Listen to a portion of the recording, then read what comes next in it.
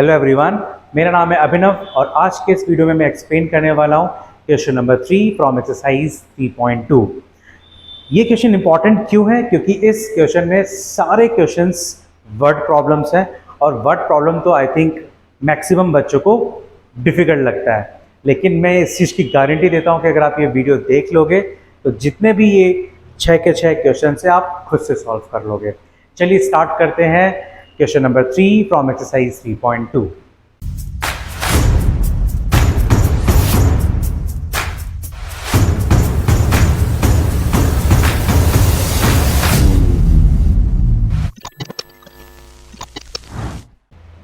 Question number 3 का first start करने से पहले मेरा छोटा आपसे एक रिक्वेस्ट है कि जब भी आप वर्ड प्रॉब्लम्स को सॉल्व करो तो उन वर्ड प्रॉब्लम्स को आप एटलीस्ट 1 से 2 बार या 3 बार या 4 बार पढ़ो और तब तक पढ़ो जब तक आपको उस क्वेश्चन में जो कंडीशंस दी हैं वो कंडीशंस ना समझ में आ जाए। इसका मतलब क्या?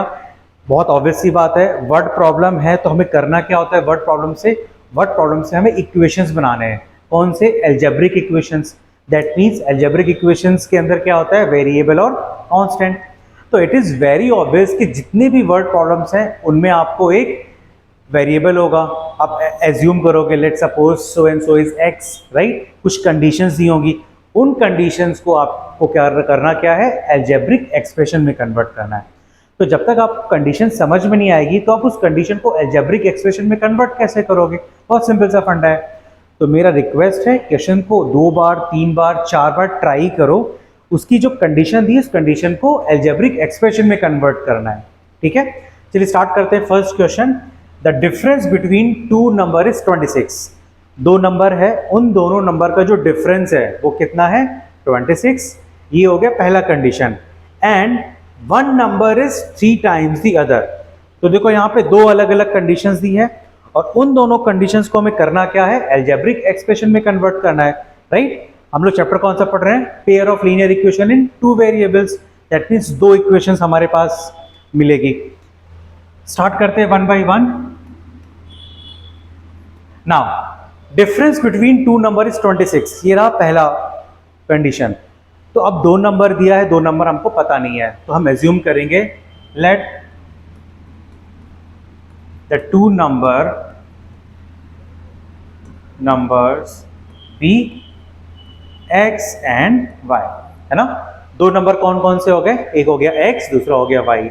उन दोनों का जो नंबर है उन दोनों का डिफरेंस क्या होगा? 26। अच्छा, एक छोटी सी बात ये बताओ, 26 है, इसका मतलब कि एक नंबर बड़ा होगा और एक नंबर छोटा। अगर मैं 26 की जगह बोलता लेट सपोज डिफरेंस 5 है तो 10 - 5 हमारा पॉजिटिव में आंसर आएगा 5।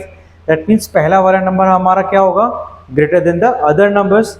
तो इन x और y में कोई एक बड़ा होगा और कोई छोटा होगा, तो हम यहीं पे कंडीशन दे देते हैं let suppose x is greater than y, right? तो 2 नंबर हमने एज्यूम कर लिया, एक नंबर x है, दूसरा नंबर क्या है? y, और जो x है वो क्या है? ग्रेटर है। Now we will write this condition in algebraic expression. तो एल्जेब्रिक एक्सप्रेशन में क्या लिखेंगे? ऑलरेडी हमने एक x और y ले लिया है। सो x - 5 इज इक्वल्स टू 26। दोनों का डिफरेंस कितना है? 26। ये हो गया हमारा first equation, right? Second condition क्या दिया है? And 1 number is 3 times the other. एक नंबर है वो दूसरे नंबर का 3 गुना है। अगर मैं किसी एक छोटे से एग्जाम्पल को लेके बताऊं कि जो 15 है, 15 5 का क्या है? 3 टाइम्स, करेक्ट, राइट? तो अब नंबर बड़ा कौन सा है इसमें? x। तो x क्या है? y का 3 टाइम्स। x क्या है? y का 3 टाइम्स, राइट? तो ये हो गया हमारा दूसरा इक्वेशन। अब बहुत ऑब्वियस सी बात है, 2 इक्वेशंस मिल गए। सेकेंड इक्वेशन की वैल्यू हम सब्स्टिट्यूट करेंगे फर्स्ट इक्वेशन में। So let's substitute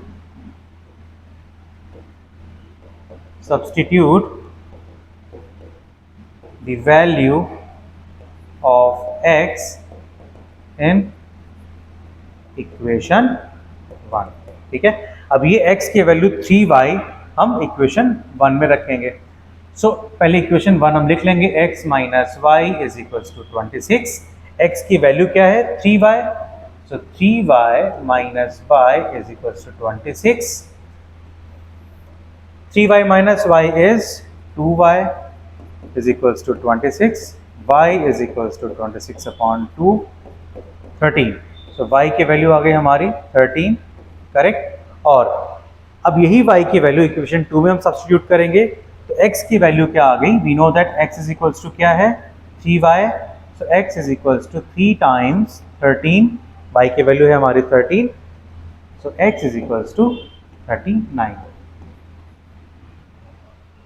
that means जो नंबर बड़ा था 39, x हमने एज्यूम किया था ना कि x बड़ा है और y छोटा है, तो x की वैल्यू आ गई हमारी 39 और y आ गया 13, and 13 is 3 times of 39, sorry 39 is 3 times of 13।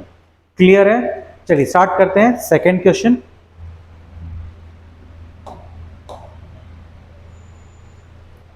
Third का सेकेंड सेम वैसे ही करना है। मैंने आपको बताया था कि जब भी आप वर्ड प्रॉब्लम को सॉल्व करो तो उसमें सबसे इंपॉर्टेंट है उस वर्ड प्रॉब्लम में जो दो कंडीशंस दी होंगी, राइट, डिपेंड करता है, दो कंडीशन दिया है, एक कंडीशन दिया है, पहले उस कंडीशन को समझो। अगर आप उस कंडीशन को समझ ही नहीं पा रहे हो तो आप उसको एल्जेब्रिक एक्सप्रेशन में कैसे कन्वर्ट करोगे, क्योंकि इट इज़ वेरी ऑब्वियसली कि जो वर्ड प्रॉब्लम है उसमें कंडीशंस दी हैं और कंडीशंस को हमें किस में कन्वर्ट करना है, इक्वेशंस में, क्योंकि कर तो हम क्या रहे हैं, pair of linear equation in two variable, उन्हीं दो इक्वेशंस को हम सॉल्व कर रहे हैं, राइट। तो दो इक्वेशंस हमारे पास कैसे आएंगी, उन कंडीशंस से आएंगी, और कंडीशंस को अगर हम नहीं समझेंगे तो फिर उसको हम एल्जेब्रिक इक्वेशन में नहीं कन्वर्ट कर पाएंगे, ठीक है। नाउ लेट्स अंडरस्टैंड कि इस क्वेश्चन में क्या क्या कंडीशंस दी हैं। The larger of to supplementary angles. अब सप्लीमेंट्री एंगल्स क्या होता है, सप्लीमेंट्री एंगल्स क्या होता है, आई नो अभी तक काफ़ी बच्चों को पता चल गया है। सप्लीमेंट्री एंगल्स मतलब दो एंगल का, कोई भी दो ऐसे एंगल जिनका सम कितना होना चाहिए है 180 डिग्री, तो ऐसे होते हैं दोनों एंगल्स को हम क्या बोलेंगे, सप्लीमेंट्री एंगल्स। तो इसे भी इस तरीके से सॉल्व करेंगे।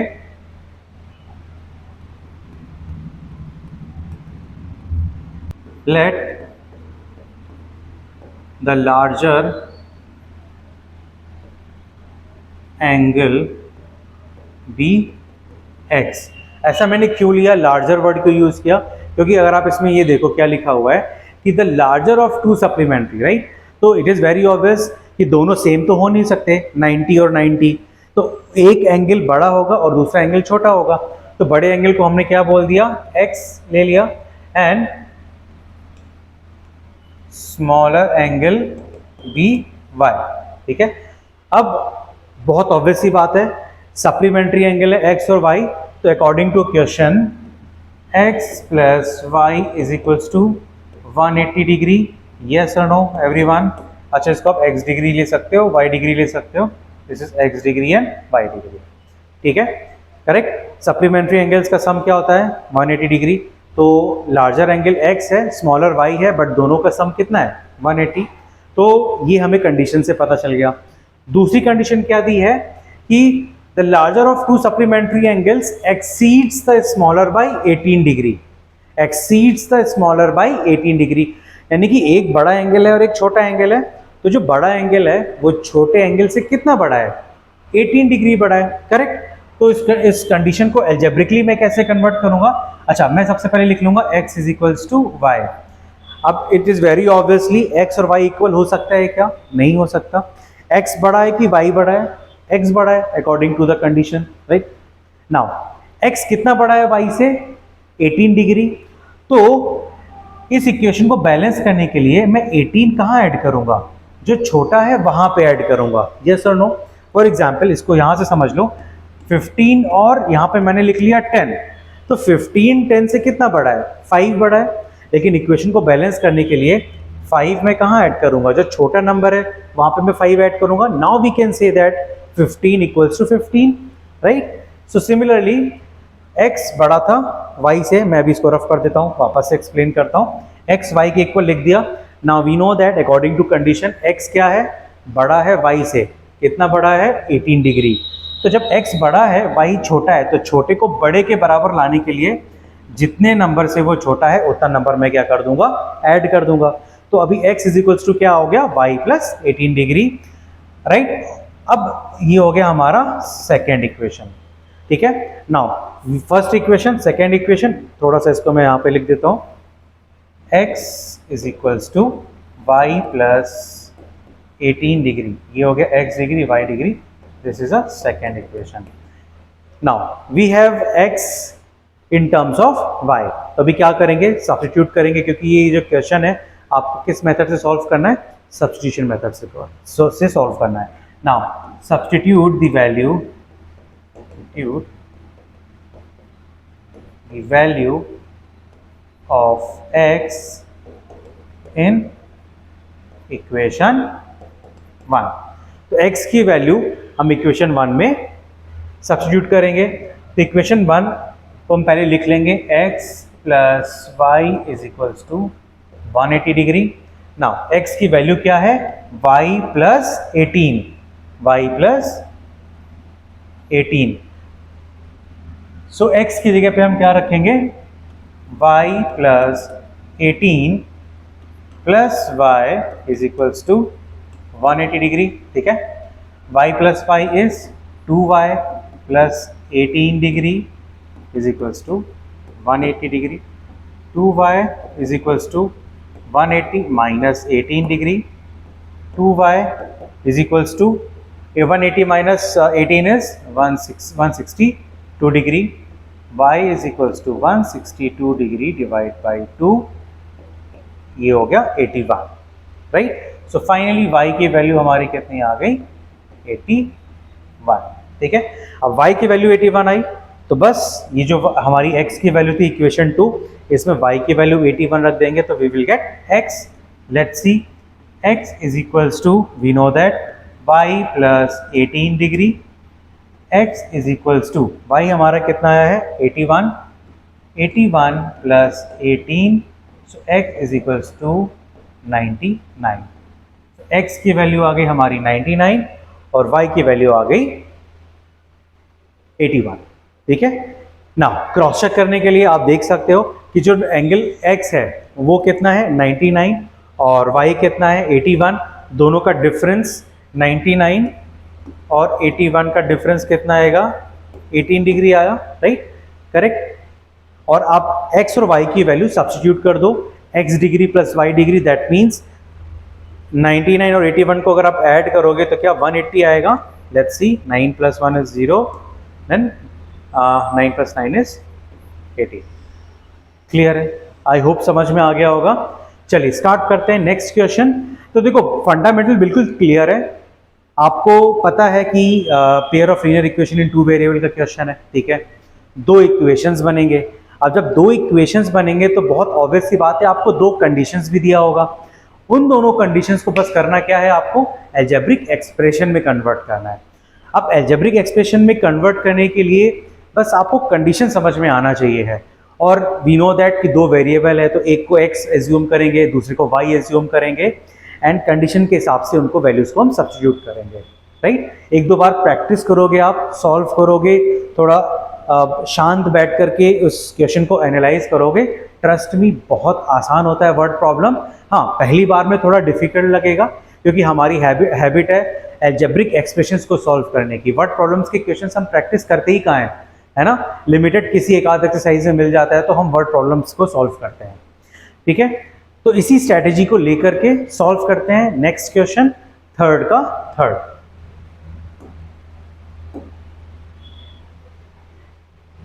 ओके, सो इस क्वेश्चन में क्या दिया है, the coach of a cricket team buys 7 bat and 6 balls for ₹3,800। तो एक कोच है, ठीक है, क्रिकेट टीम का, और उसने कितना बैट लिया, 7 बैट खरीदा और 6 बॉल खरीदा। तो 7 बैट और 6 बॉल खरीदने के बाद उसने शॉपकीपर से पूछा कि भाई कितना प्राइस हुआ टोटल। शॉपकीपर ने बोला कि भाई 3,800, ठीक है। समझ लो अपने माही भाई हैं, जब उनका करियर स्टार्ट नहीं था तब उन्होंने 7 बैट लिया और 6 बॉल लिया, और शॉपकीपर ने बोला टोटल कितना हो गया 3,800, ठीक है। लेटर बाद में, अच्छा, she buys 3 bat and 5 balls, चलो माई भाई नहीं, कोई और भी सही, बट एज्यूम कर लो कि माई भाई ने ही खरीदा।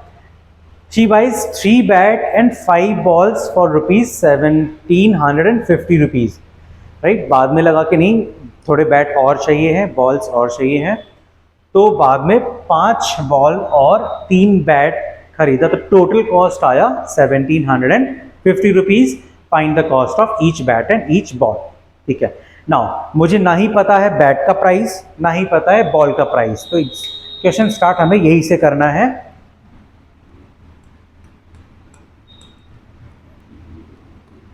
Let the cost of bat be X rupees, right, and let the cost of ball be Y rupees, ठीक है। बैट का कॉस्ट मैंने X एज्यूम कर लिया और बॉल का Y रुपीज़ एज्यूम कर लिया। Now according to question, total कितने बैट उसने माई भाई ने लिया? 7 बैट, तो 7 bat multiply with the price of bat which is X plus, और क्या खरीदा था? बॉल खरीदा 6 ball multiply by with the price of ball, तो दोनों को ऐड करके टोटल बिल हमारा कितना बना था? 3800 रुपीज। ये रहा फर्स्ट इक्वेशन। क्लियर है सब लोगों को, right. Now second condition, later she buys 3 bat and 5 balls, 3 bat and 5 balls is equals to 1750। ये हो गया हमारा second equation. I hope condition के हिसाब से हमने अलजेब्रिक इक्वेशंस जो बनाया वो आप लोग को समझ में आ गया होगा। नाउ सिंपल सा फंडा, किसी भी एक इक्वेशन से हम वैल्यू सब्स्टिट्यूट करेंगे दूसरे इक्वेशन में। लेट सपोज मैंने सेकेंड इक्वेशन ले लिया, सेकेंड इक्वेशन से मैंने y की वैल्यू सब्स्टिट्यूट की। Let suppose 5y is equals to 1750 minus 3x, y is equals to 1750 minus 3x divided by 3, तो ये y की value I in terms of x। अब इस थर्ड इक्वेशन में ये जो y की वैल्यू है, we are gonna substitute the value of y in equation 1, right. We will write substitute the value of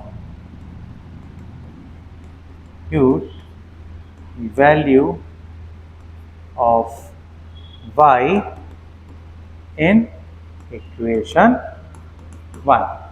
equation 1 क्या है? 7x plus 6y is equals to 3800। 7x plus 6 times y की value क्या है? 1750 minus 3x divided by 3 is equals to 3800। Now we know that 7x plus 6y,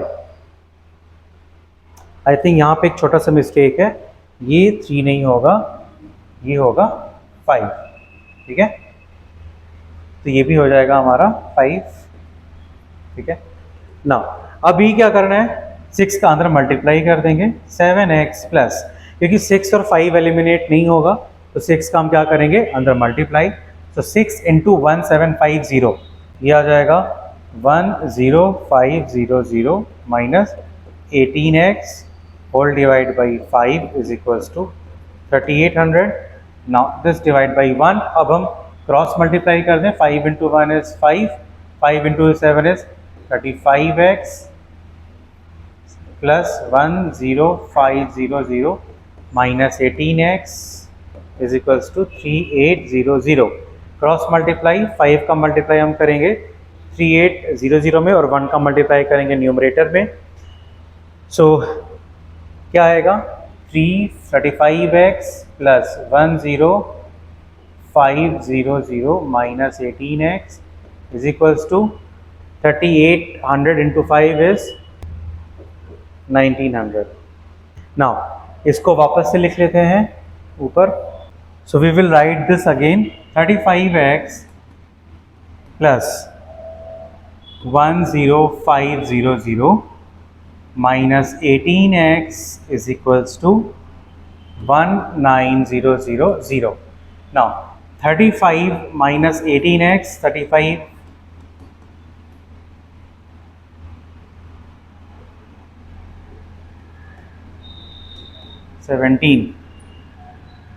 17x is equals to 19000 minus 10,500. So 17x is equals to, इन दोनों को subtract करने के बाद क्या आएगा 8,500. x is equals to 8500 divide by 17.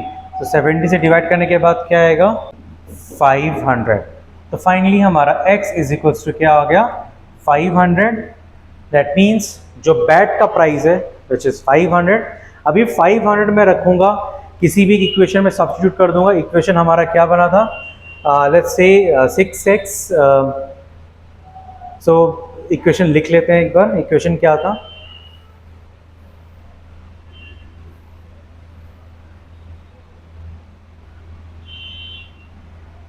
Three X plus 5y is equals to 1750.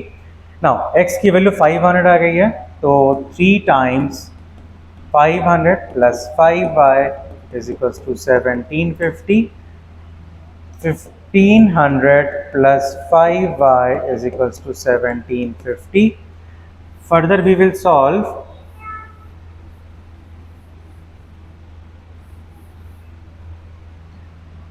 Five y is equals to 1750 minus 1500.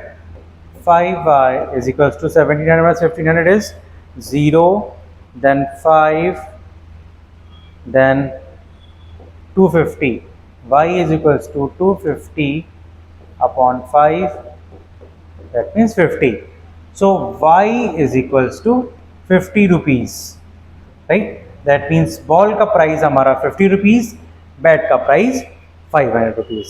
Alright, तो बस simple सा करना क्या है, जो कंडीशन दी है उसको आपको इक्वेशंस में कन्वर्ट करना है और इन इक्वेशंस को सॉल्व करना है सब्स्टिट्यूशन मेथड से. चलिए स्टार्ट करते हैं. Next question, question number 4. Question number 3 का 4th. ये क्वेश्चन थोड़ा सा दिखने में आपको लेंदी लग रहा है, बड़ा लग रहा है, बट डोंट वरी. कुछ क्वेश्चंस, कुछ वर्ड प्रॉब्लम्स में कुछ स्टोरीज होती है, कुछ वो एक्सप्लेन करते हैं सिचुएशंस को, तो उस वजह से वो थोड़ा बड़ा बन जाता है. बट कंडीशंस तो उनको देना ही दो ही है, राइट? दो ही कंडीशंस है. उन्हीं दो कंडीशंस को आपको करना किस में है, अलजेब्रिक एक्सप्रेशन में कन्वर्ट करना है. बस कंडीशंस को समझो.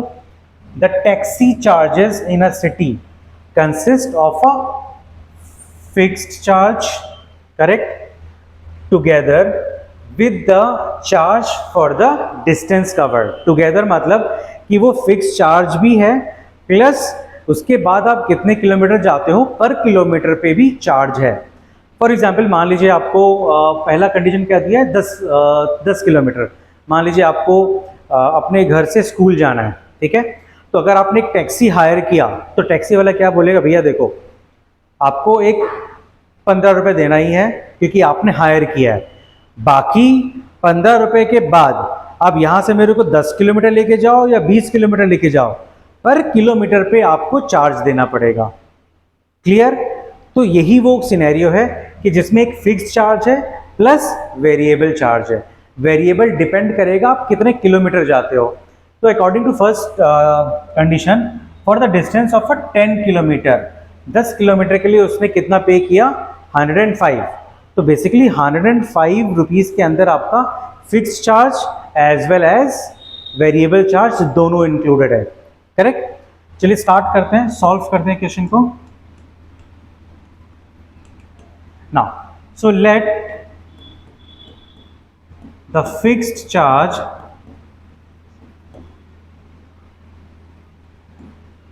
be x rupees and variable charge कितना होगा, y रुपीज मैंने एज्यूम कर लिया.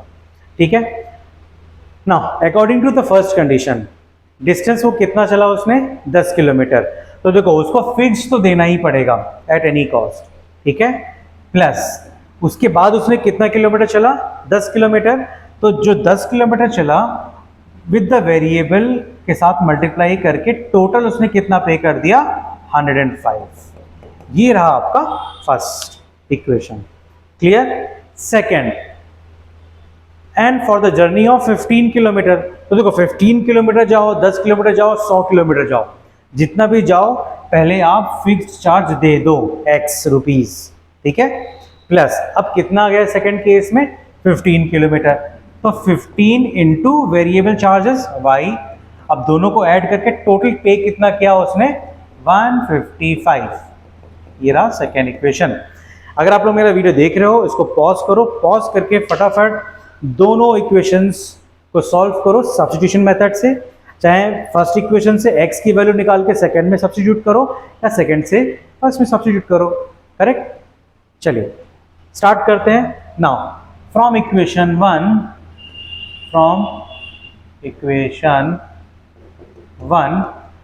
वन से आपको क्या मिलेगा, x is equals to 105 minus 10y, ठीक है। अब इस वैल्यू को हम क्या करेंगे, सब्स्टिट्यूट करेंगे। So substitute the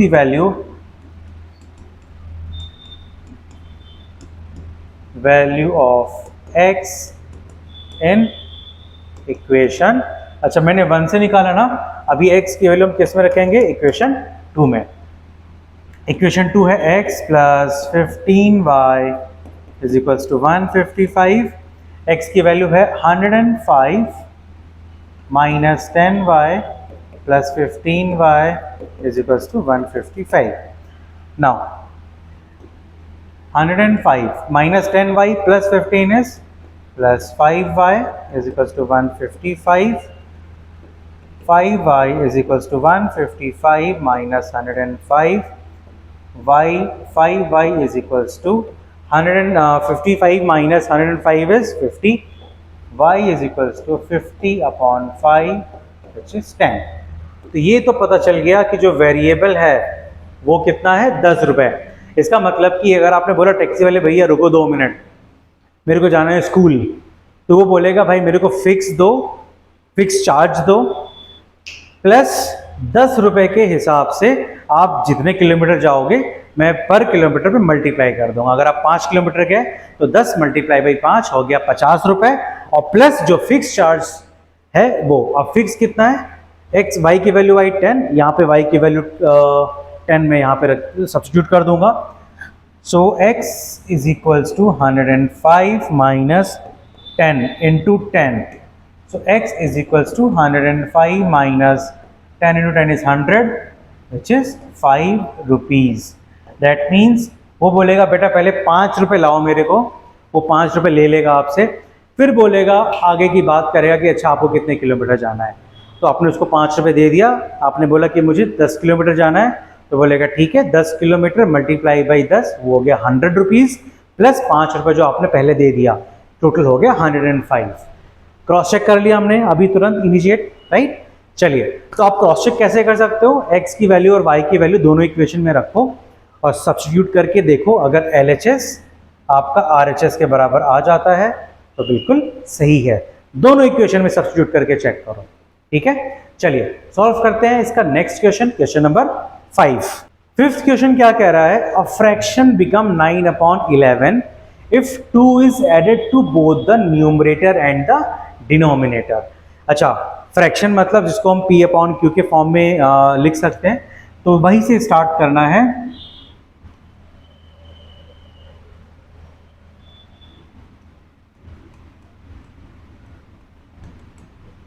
Let the fraction be x upon y। तो मैंने क्या बोल दिया, एज्यूम न्यूमरेटर हमारा क्या हो गया x, डिनोमिनेटर क्या हो गया y। फ्रैक्शन हमारा क्या है, फ्रैक्शन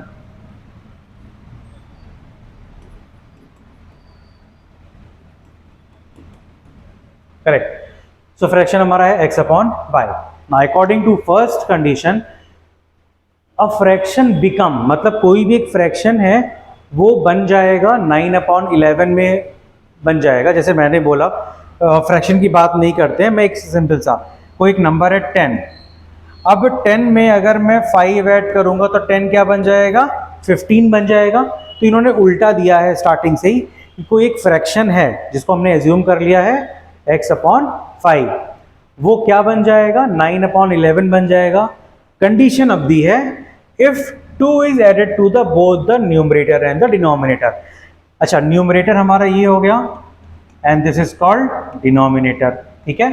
तो अगर मैं 2 ऐड करूंगा इस फ्रैक्शन में, कहां कहां, न्यूमरेटर में एंड डिनोमिनेटर में। चलो according to condition, to given condition, मैं फ्रैक्शन में, फ्रैक्शन मतलब न्यूमरेटर ये रहा, डिनोमिनेटर ये रहा, तो न्यूमरेटर और डिनोमिनेटर दोनों में मैं क्या ऐड करूंगा, +2 +2, और ये +2 करने के बाद क्या बन जाएगा, 9/11। बस यही समझना था, इसी कंडीशन को डिकोड करना था। कंडीशन क्या दी थी, फ्रैक्शन है, फ्रैक्शन अगर फ्रैक्शन है तो बहुत ऑब्वियस सी बात है, न्यूमरेटर होगा और फिर डिनोमिनेटर होगा। अब न्यूमरेटर और डिनोमिनेटर में मैंने क्या ऐड किया, 2 ऐड किया, +2 +2, तो वो फ्रैक्शन क्या बन जाएगा, that fraction will become 9/11, that's it.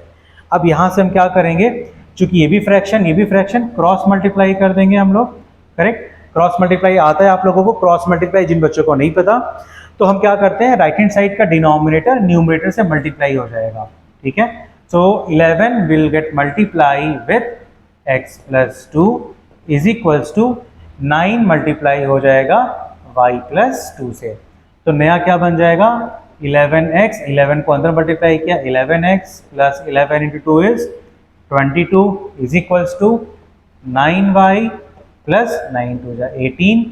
अब x y को एक तरफ लेकर के आते हैं, ये इस तरफ जाएगा, तो 11x - 9y is equals to 18 - 22। सो हमारा फाइनल इक्वेशन क्या आया, 11x - 9y is equals to -4।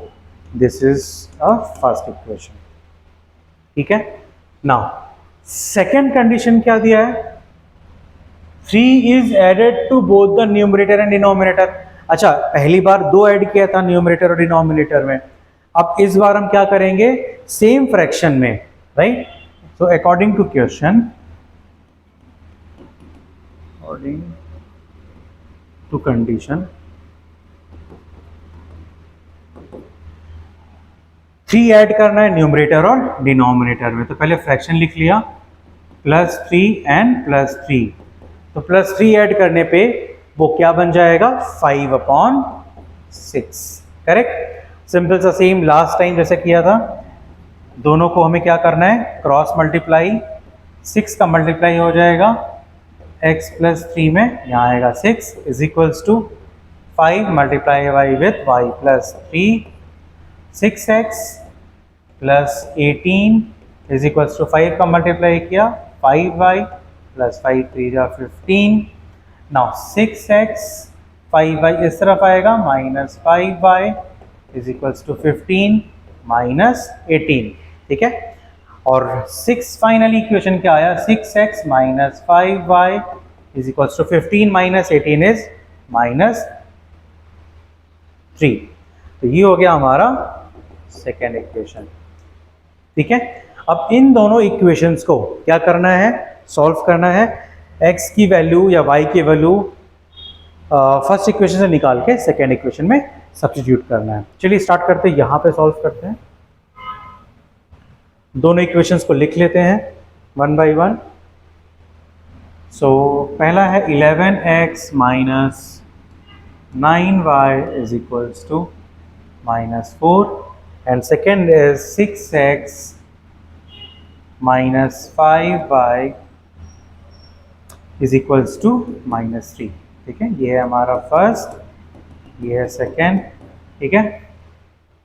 Now अब सेकेंड इक्वेशन से क्या करते हैं, x की वैल्यू निकालते हैं, 6x is equals to -3 + 5y, x is equals to -3 + 5y divide by 6। तो ये आ गया x की वैल्यू y के टर्म्स में। अब चूंकि ये वैल्यू हमने सेकेंड इक्वेशन से निकाला है, अब हम वैल्यू x की वैल्यू सब्स्टिट्यूट कर देंगे फर्स्ट इक्वेशन में सब्स्टिट्यूट करोगे तो 11 टाइम्स 3 प्लस 5y अपॉन, अच्छा ये -3 है, -3 plus 5y upon 6, then -9 times y is equal to -4। 11 का मल्टीप्लाई किया अंदर, -33 plus 55y divide by 6 minus 9y upon 1 is equal to -4 upon 1। ठीक है, अब इसको यहां सॉल्व करेंगे फर्दर।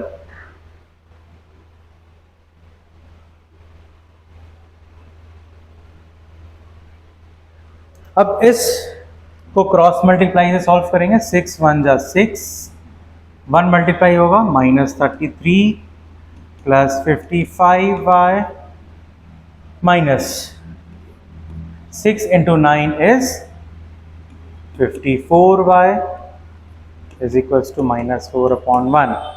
-33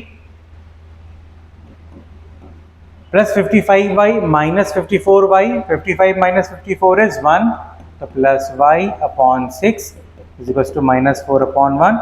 अब cross multiply, -33 plus y is equals to -24 and y is equals to -24 plus 33, so y is equals to 33 में से 24 जाएगा, बचेगा 9, सो y is equals to 9। Right, finally हमारी वैल्यू आ गई y की वैल्यू 9। अब ये y की वैल्यू हम सब्स्टिट्यूट करेंगे इस इक्वेशन में ना। अब x is equals to -3 plus 5 times y की वैल्यू है 9 divide by 6 -3 plus -3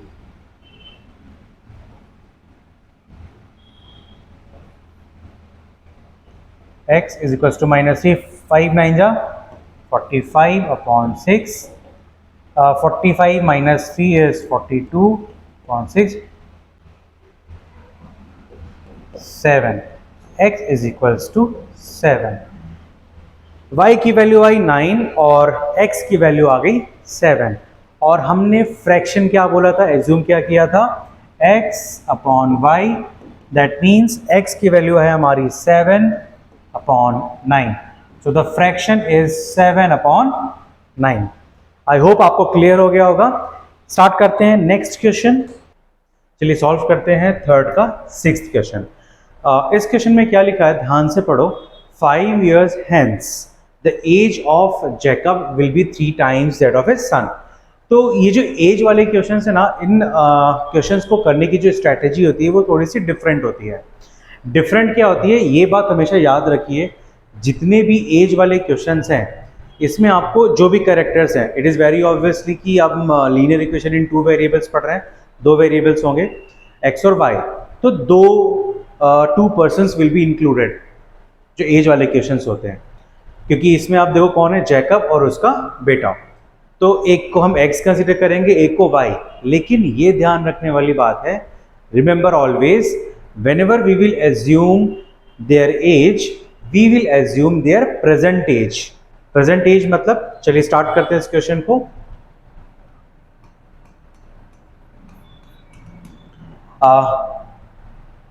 let the present age of Jacob's son। Present age क्यों हम अज्यूम करेंगे, मैं आपको बताता हूं उसका रीजन। क्योंकि जितने भी एज वाले क्वेश्चंस होते हैं 90% 95% एज वाले क्वेश्चंस में आपको प्रेजेंट एज के पहले का कंडीशन दिया होता है और प्रेजेंट एज के बाद वाला कंडीशन दिया होता है, राइट। तो इसीलिए आपको प्रेजेंट एज को ही अज्यूम करना होता है, एक्स या वाई। सो 2 कैरेक्टर है इसमें, कौन कौन कैरेक्टर है, एक जैकब और उसका बेटा। So let the present age of a Jacob's son कितना हो गया, x years, right, and the present age of Jacob, right, will be y years। ठीक है, तो प्रेजेंट एज उसके बेटे का कितना हो गया, x, और जैकब का कितना हो गया, y। अब कंडीशंस को ध्यान से पढ़ते हैं। 5 years hence मतलब कि 5 साल प्रेजेंट से 5 साल बाद the age of Jacob will be 3 times। तो कंडीशंस तो दी है, कंडीशन क्या दी है कि जो जैकब की एज है उसके बेटे की 3 गुना हो जाएगी 5 साल बाद। लेकिन प्रेजेंट में एज अगर x है उसके बेटे की और जैकब की एज y है तो 5 साल बाद एज कुछ और होगी। अगर आज मेरी प्रेजेंट एज 30 है तो 5 साल में मैं 35 हो जाऊंगा, तो 5 साल बाद बेटे की भी एज तो +5 होगी, है ना। तो एक कंडीशन और लिखना है इसमें, एजम्पशन। सो 5 years hence, सो 5 years hence तो 5 साल बाद as of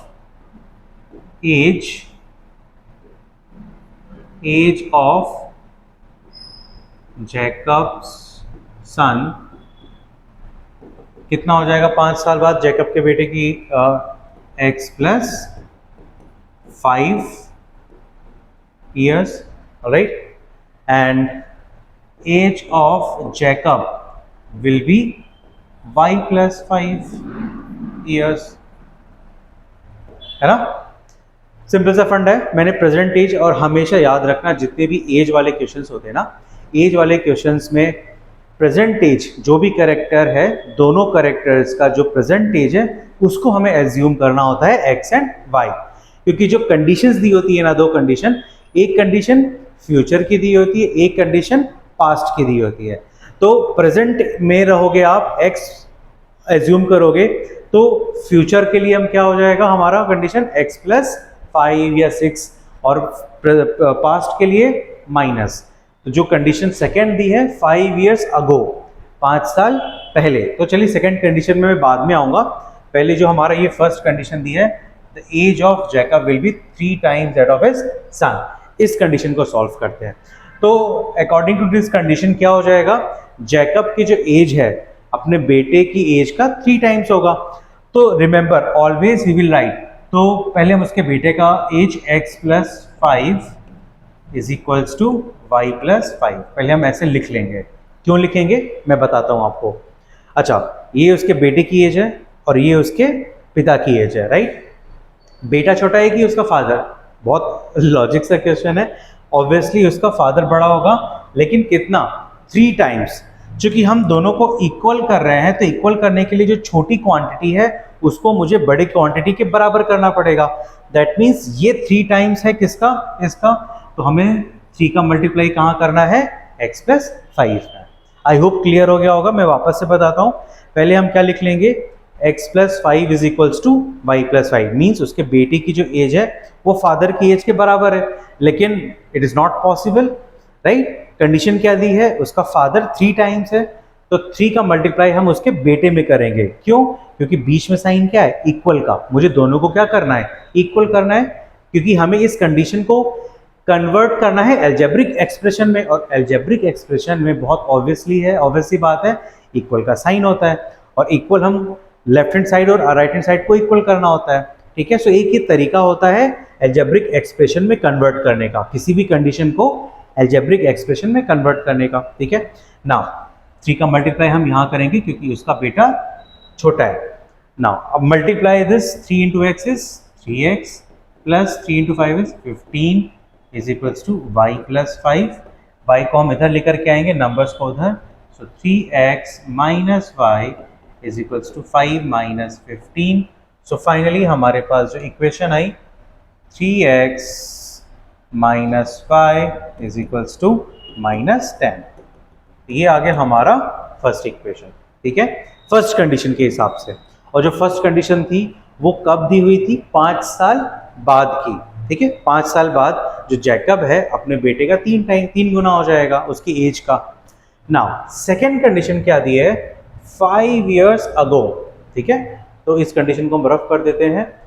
now 5 years ago, तो 5 साल पहले, तो प्रेजेंट एज जैकब के बेटे की है x ईयर और जैकब की है y ईयर, ठीक है। तो 5 साल पहले कितनी एज होगी, अगर मैं प्रेजेंट में 30 ईयर का हूं तो 5 साल पहले मेरी एज कितनी हो जाएगी, 25, तो दोनों की एज 5 साल छोटी हो जाएगी। तो 5 years ago, 5 years ago, जैसे हमने 5 year hence लिखा था ना, 5 years hence लिखा था, वैसे अब हम 5 years ago लिखेंगे. 5 years ago, age of Jacob's son कितना हो जाएगा? x minus 5 years. And age of Jacob will be y minus 5 years, right? क्योंकि प्रेजेंट के हिसाब से 5 साल. एक्चुअली में कहानी बात जो जितनी भी कहानी दी हुई है, स्टोरी दी हुई है ना, वो प्रेजेंट को लेकर के बताई गई है कि प्रेजेंट में अगर जैकब और उसका बेटा है तो 5 साल बाद उसके जो जैकब की एज है उसके बेटे का 3 टाइम्स होगा, और 5 साल पहले उसका और उसके बेटे के बीच के एज का रिलेशन क्या होगा. तो रिमेंबर ऑलवेज, प्रेजेंट में हम दोनों की एज कंसीडर करेंगे, फिर 5 साल बाद का कंडीशंस के हिसाब से इक्वेशन बनाएंगे और 5 साल पहले के हिसाब से कंडीशंस बनाएंगे. ठीक है? तो अब कंडीशन क्या दी है? 5 साल पहले तो हमने 5 साल बाद हमने बता दिया, सॉरी 5 years ago मीन्स पहले. तो 5 साल पहले उसके बेटे का एज कितना हो जाएगा? x minus 5 year, और जैकब का एज हो जाएगा y minus 5. कंडीशन क्या दी है? ये जो जैकब एज है वॉज 7 टाइम्स, कितने टाइम्स? 7 टाइम्स. तो सेम वही फंडा, पहले उसके बेटे की एज लिखेंगे, 5 साल पहले उसके बेटे की age x minus 5 is equals to y minus 5. पहले हम ये लिख लेंगे. अब कंडीशन दी है कि 7 टाइम्स कौन बड़ा था? जैकब. ऑब्वियसली उसका बेटा तो बड़ा नहीं होगा, जैकब ही बड़ा होगा ना. कितना था? 7 टाइम्स. तो ये है उसका बेटा और ये है एज उसकी जैकब की. तो छोटा कौन है? उसका बेटा छोटा है, राइट? तो छोटे में ही हम क्या करेंगे? 7 का मल्टीप्लाई करेंगे, क्योंकि हमें इक्वेशन को क्या करना है? बैलेंस करना है. ठीक है? 7 का मल्टीप्लाई किया, so it will become 7x minus 35 is equals to y minus 5. y को इधर लेकर के गए, 7x minus 5 minus y is equals to minus 5 plus 35, and 7x minus y is equals to minus 5 30. ये हो गया सेकेंड इक्वेशन. ऑलराइट, दोनों conditions के हिसाब से मैंने उनकी एज लिख दी. स्टार्टिंग हमें हमेशा से एज वाले क्वेश्चंस में प्रेजेंट एज से करना है. पहले हम एज्यूम कर लेंगे. ठीक है? एज्यूम करने के बाद दो कंडीशंस होंगी, एक होगी बाद की, करेक्ट, एक कंडीशन होगी पहले की. तो बाद की कंडीशन से उनकी एज भी तो चेंज हो जाएगी, तो हमें उनकी एज चेंज करना पड़ेगा, x plus 5 y plus 5, और पहले की एज में x minus 5 y minus 5. बस इन्हीं दोनों को चेंज करके फिर कंडीशन से हमें इक्वेशन बना लेना है. Now we have got 2 equations, equation 1, equation 2. अब इन दोनों इक्वेशंस को हम सॉल्व कर लेते हैं. और सब्स्टिट्यूशन मेथड से देखो, इंपॉर्टेंट क्या है? इक्वेशंस को बनाना. ठीक है? जो कंडीशंस दी हैं उन कंडीशंस को एल्जेब्रिक एक्सप्रेशन में कन्वर्ट करना इज वेरी इंपॉर्टेंट, क्योंकि प्रैक्टिस करने से सब्स्टिट्यूशन मेथड हो चाहे एलिमिनेशन मेथड हो, वो तो आ ही जाएगा आपको. ठीक है? दोनों एज को 1 by 1 हम लिख लेते हैं. पहला इक्वेशन था 3x minus y is equals to 10. ये है first equation, sorry -10. And second is 7x minus y is equals to 30. ठीक है? ये है second equation. Now from equation 1, from equation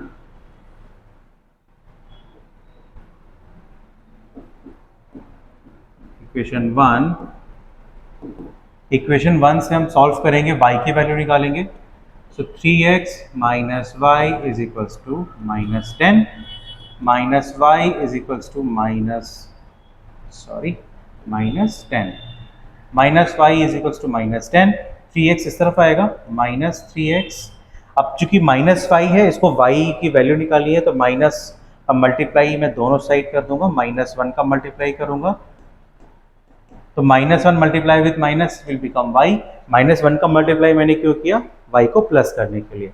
so y is equals to, अब ये -1 का मल्टीप्लाई -10 में होगा, तो 10 प्लस बन जाएगा, ये माइनस माइनस प्लस 3x हो जाएगा. अब यही y की वैल्यू मैं क्या करूंगा? ये है थर्ड इक्वेशन. इसी y की वैल्यू मैं क्या करूँगा, सेकेंड इक्वेशन में सब्स्टिट्यूट कर दूंगा, क्योंकि मैंने इक्वेशन 1 से ये वैल्यू निकाली थी। Now substitute the value, substitute the value of y in equation 2। Equation 2 में हम वैल्यू रख देंगे y की। इक्वेशन 2 को पहले लिख लेते हैं। इक्वेशन 2 है 7x minus Y is equals to 30। y की वैल्यू क्या है, 10 प्लस 3x, तो 7x माइनस, रिमेंबर जब हम वैल्यू सब्स्टिट्यूट करेंगे ना y की यहाँ पे, क्योंकि यहाँ दो टर्म है और पहले साइन लगा है माइनस का, तो यही माइनस की साइन की वजह से मैक्सिमम बच्चों का मिस्टेक होता है। क्योंकि क्या मिस्टेक होगा मैं बताता हूँ आपको, अगर आप माइनस नहीं लगाओगे। बच्चे क्या करते हैं, भाई ये माइनस साइन लगा है, y की वैल्यू क्या रखनी है, 10 plus 3x is equals to 30। आपको क्या लगता है ये सही है? नहीं। क्यों? क्योंकि वैल्यू जब हमने सब्स्टिट्यूट किया वो 10 प्लस 3x ब्रैकेट में था। ब्रैकेट में रखने से ये 10 माइनस का होगा, साथ ही साथ ये 3x भी माइनस का होगा। बट बच्चे अगर डायरेक्टली इसको रख देंगे तो प्रॉब्लम क्या आएगा, 10 प्लस 3x, तो 10 तो माइनस का हो गया बट 3x प्लस का हो गया, 7x plus 3x will become 10x। वहीं पे इक्वेशन आपकी गलत हो जाएगी, आपका जो आंसर आएगा x का वो गलत आएगा, राइट। तो हम क्या करेंगे इन दैट सिनेरियो, ये जो y की वैल्यू सब्स्टिट्यूट करेंगे ना, ब्रैकेट में रखोगे आप 10 plus 3x is equals to 30। ठीक है ना, अब सॉल्व करेंगे इस क्वेश्चन को। लेट्स सी हमें क्या आंसर मिलता है। सो 7x माइनस 10, अब ब्रैकेट ओपन होगा तो माइनस का मल्टीप्लाई अंदर दोनों टर्म में होगा, minus 3x is equals to 30। 7x minus 3x is 4x minus 10 is equals to 30। 10 right hand side जाएगा, 4x is equals to 30 plus 10, 4x is equals to 40, x is equals to 10। Alright, तो ये बात याद रखना, whenever you substitute the value of y और x in equation 2 और किसी भी इक्वेशन में सब्स्टिट्यूट करोगे ना x या y की वैल्यू, रिमेंबर ब्रैकेट में रख के करना। अगर प्लस होगा तो कोई प्रॉब्लम नहीं, तब तो आप बच जाओगे, बट प्रैक्टिस में डालो ना आप लोग। Whenever you substitute the value keep it into the bracket so that आपके मिस्टेक होने के चांसेस बिल्कुल निल हो जाएगा। क्योंकि अगर माइनस हुआ इन केस, आपने बिना ब्रैकेट के सीधे रख दिया तो 10 तो माइनस होगा बट 3x को आप माइनस नहीं कर पाओगे। तो ब्रैकेट में रखने से देखो क्या फायदा हुआ, 10 भी माइनस का हो गया और 3x भी माइनस का होगा। मीन्स विदाउट एनी मिस्टेक हमने इस क्वेश्चन को सॉल्व किया और x की वैल्यू फाइनली क्या आ गई हमारी 10। नाउ यही x की वैल्यू 10 हम क्या करेंगे, ये जो थर्ड इक्वेशन में है उसमें सब्स्टिट्यूट करेंगे। Now substitute the value of x in equation 3।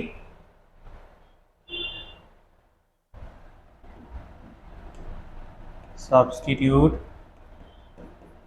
the value of x in equation 3। 3 में रखा आपने, क्या मिलेगा, y is equals to 10 plus 3 times 10, y is equals to 10 plus 30, so y is equals to 40। That means x हमारा था Jacob का बेटा और y था हमारा जैकब। सो जैकब की एज है 40 इयर्स और उसके बेटे की एज है 10 इयर्स, राइट। तो आप दोनों वैल्यूज को इक्वेशंस में सब्स्टिट्यूट करके चेक कर लो। ये आप लोगों पे मैं छोड़ देता हूँ, x की वैल्यू और y की वैल्यू सब्स्टिट्यूट करो, क्रॉस चेक करो कि क्या LHS is equals to RHS आ रहा है कि नहीं, राइट। सो इस तरीके से हमने थर्ड क्वेश्चन का जो 6th पार्ट था वो भी कंप्लीट कर लिया, राइट। तो जो बच्चे नए हैं subscribe the channel so that जो मैं वीडियोस डालता हूँ वो वीडियोस बेसिकली कंसेप्ट आपका क्लियर हो जाएगा और जो NCERT का सोल्यूशन है वो, एज वेल एज जैसे जैसे आपके एग्जाम्स पास आएंगे तो मैं कुछ इंटरेस्टिंग क्वेश्चंस, कुछ डिफ़िकल्ट क्वेश्चंस और कुछ ऐसे क्वेश्चंस जिनके आने की जो संभावना है, जिसकी पॉसिबिलिटी है वो 90% एंड अबव होती है, जो बोर्ड्स में आपको आएगा तो वो भी आपको मिलेगा, राइट। चलिए मिलते हैं नेक्स्ट वीडियो में जहाँ पे मैं एक्सप्लेन करूँगा और सॉल्व करूँगा एलिमिनेशन मेथड, और उस एलिमिनेशन मेथड के बिहाफ पे 3.3 जो एक्सरसाइज है हम वो भी सॉल्व करेंगे। तब तक के लिए बाय बाय।